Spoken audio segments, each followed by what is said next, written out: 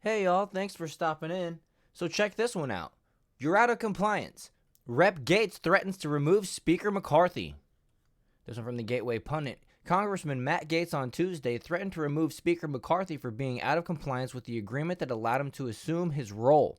On this very floor in January, the whole world witnessed a historic contest for House Speaker, Gaetz said in his opening remarks. Under new House rules, it only takes one member of Congress from either party to bring a motion to vacate, which forces a vote on removing the Speaker of the House. It would only take a simple majority vote to remove McCarthy. Gaetz this week floated recruiting Democrat Rep. Eric Swalwell to help him remove McCarthy. Speaker McCarthy on Tuesday announced he is directing House committees to open an impeachment inquiry against Joe Biden. Gaetz wasn't impressed. He took to the House floor to air his grievances on McCarthy's failure to keep his end of the bargain. In my opinion, Biden needs to be looked into for the amount of money that we've been given to Ukraine, considering the fact that he got the prosecutor fired, right? That was looking into Burisma that his son Hunter was sitting on the board of at the time, and all that while Biden was vice president of the United States. Which is something that they impeached Trump for asking about, basically.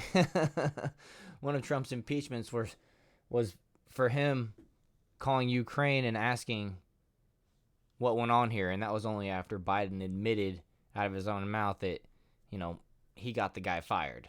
So,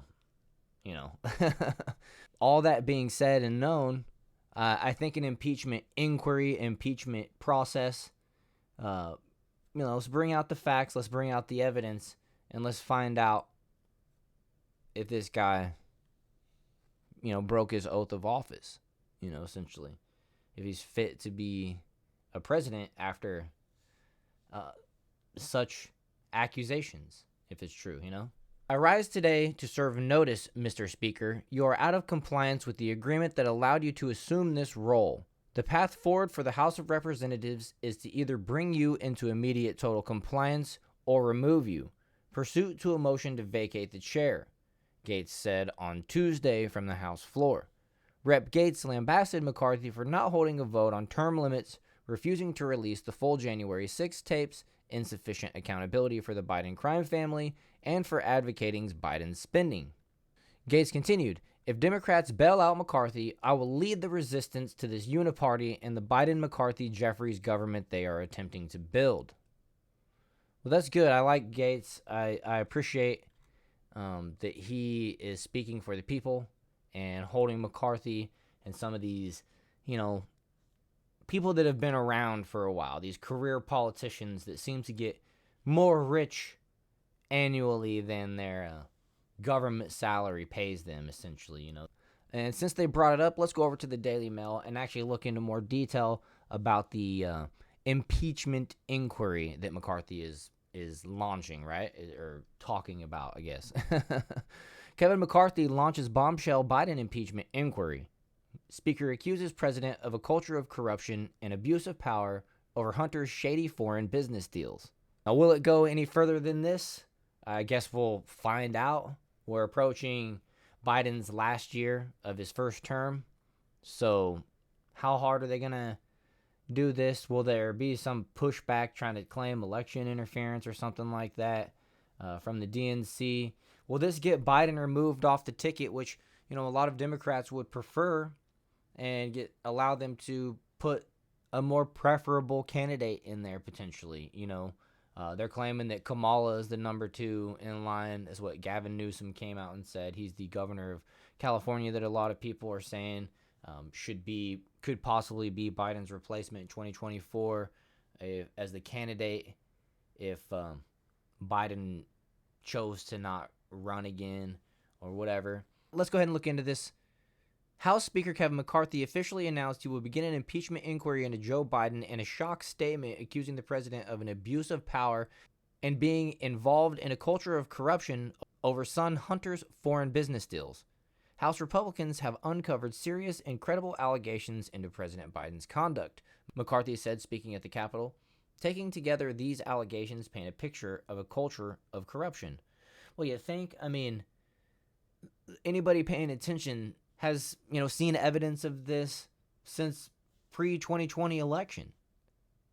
I don't know why. Well, I can guess, but it doesn't seem like it should take this long. I get it. The Democrats had power in the House for the first 2 years, but now we've had Republicans in there for nearly a year. And looking into the president's corruption that is so widely known about, potential, seems like it should be a bigger priority, considering he's not doing a good job, especially. You know what I mean?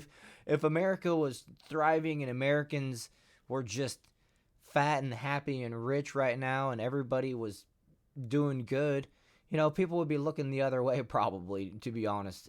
But the fact is, Americans aren't doing good. They're doing worse under this president than they were under the previous president. And that's just more of a reason for the Republican representatives that control the House to be more proactive in looking into this guy. Right? In my opinion, I think, at least, I don't know. Let's just continue. These are the allegations of abuse and power, obstruction and corruption, and they warrant further investigation by the House of Representatives. Yeah, we all knew that. I'm glad you're finally starting to realize.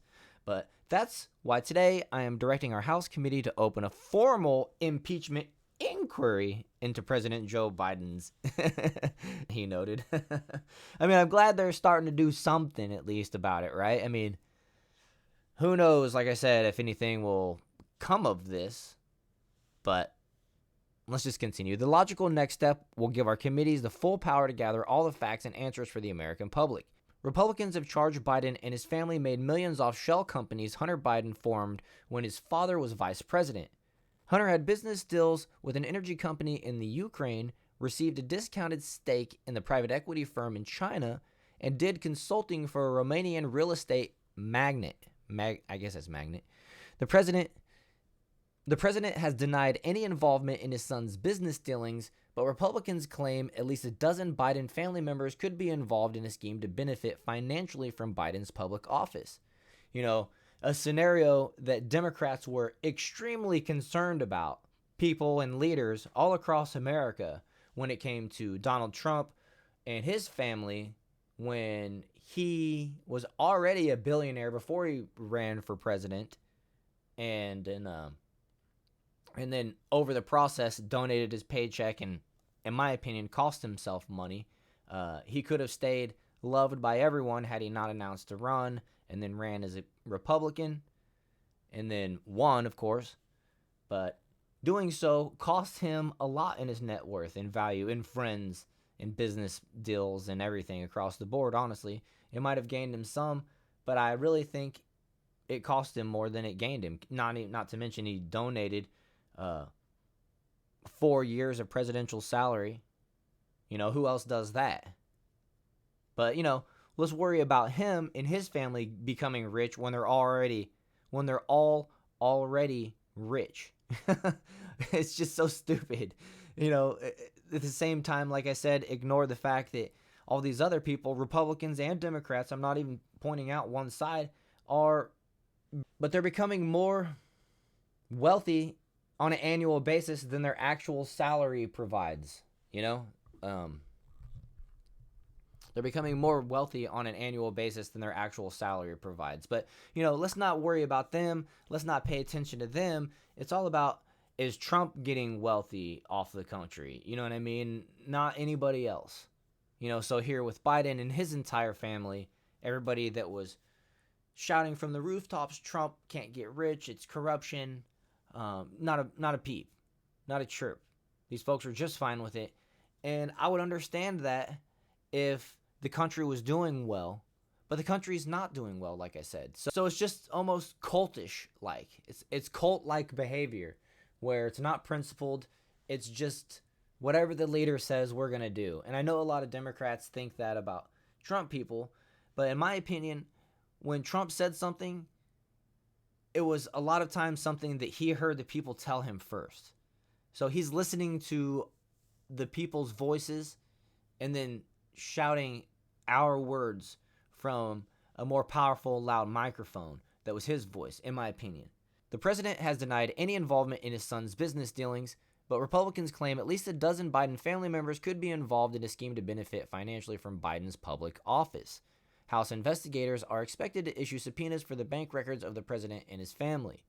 The GOP has also claimed Biden sat in on at least 24 calls with Hunter's business partners and was referred to as the big guy by Hunter's business associates. And they say Joe Biden used pseudonyms to discuss his activities related to Ukraine with his son Hunter during his time as vice president. An inquiry is the first step in the impeachment process. It is when evidence is gathered for the articles or charges of impeachment against an official. Well, I'm willing to guess that both times the Democrats impeached Trump, this first impeachment inquiry process took about 3 minutes. Maybe that's actually too long, Maybe I'm giving them an extra couple minutes in that. But I'm just saying, that's a good example of how slow House Republicans move relative to how fast the House Democrats moved when they had majority over the 2 years prior. It is a massive step with the pitfalls, including infuriating Republican moderates and many GOP senators who are skeptical of the issue and causing friction with the White House as budget negotiations are underway. Congress faces a September 30th deadline to fund the government or it will be shut down. McCarthy, however, is under intense pressure from the conservative wing of his party to make such a move, including threats from some of his own GOP lawmakers to remove him from the speakership. The White House has reportedly denied Biden has conducted any wrongdoing. Of course, they're going to defend him. The president himself has said he was not involved with any of Hunter's business deals. Some of Hunter's former associates, however, have testified that Joe Biden spoke to Hunter's business associates, but the president's defenders say it was quick conversation and merely cordial, not related to any deal-making. Joe Biden also used various private email addresses from which he would sometimes send, receive, and forward government correspondence, according to emails found on Hunter Biden's now infamous laptop. It makes me ask the question, were those classified emails on an unsecure server by chance? Robin Ware, Robert L. Peters, and J.R.B. Ware were three pseudonyms used in emails that were about both official and family business. The White House argues it's common for public figures to use false names. I guess? Maybe like in the public, but not like on hidden emails, right? Allegedly. McCarthy charged Biden was involved. Eyewitnesses have testified that the president joined on multiple phone calls and had multiple interactions, dinners, resulted in cars and millions of dollars into his sons and his son's business partners, he said. It's estimated Hunter raked in $40 million through 20 shell companies and fake accounts created while Joe Biden was vice president. At the same time, the elder Biden was joining Hunter's business calls and stopping by at lavish dinners. The White House called McCarthy's move extreme politics. And they say they're going to subpoena their bank accounts and stuff like that, but, when they're putting emails and things in false names and aliases, using shell companies, do you really think you're going to get access to all the proper bank accounts and money trails and everything like that? Like, they really need to dig in and investigate. The inquiry seems like it's not going to be thorough enough, in my opinion. They're trying to describe it as it is, but is it really? Because like I said, I really feel like it took the previous House of Representatives no time at all on 2 occasions to get through this process when it came to impeaching Trump. So, will they really dig through all these money trails, or is their inquiry going to be like, oh, we looked at his 3 bank accounts and everything's on the up and up, and so we won't move forward? That's actually my guess is what's going to happen. They might not say it like that, but I still have my doubts that they're going to do anything here. They might try to drag it out into next year so that these people can try to win their next election. But, and that's something we got to keep in mind is the moves that are being made now are right on the front edges of election season for 2024. And so we just got to keep that in mind when it comes to moves being made from people trying to get reelected or trying to get somebody else reelected. When it comes to these type of things, we need to make sure that us as the people still demand results out of these folks rather than being content with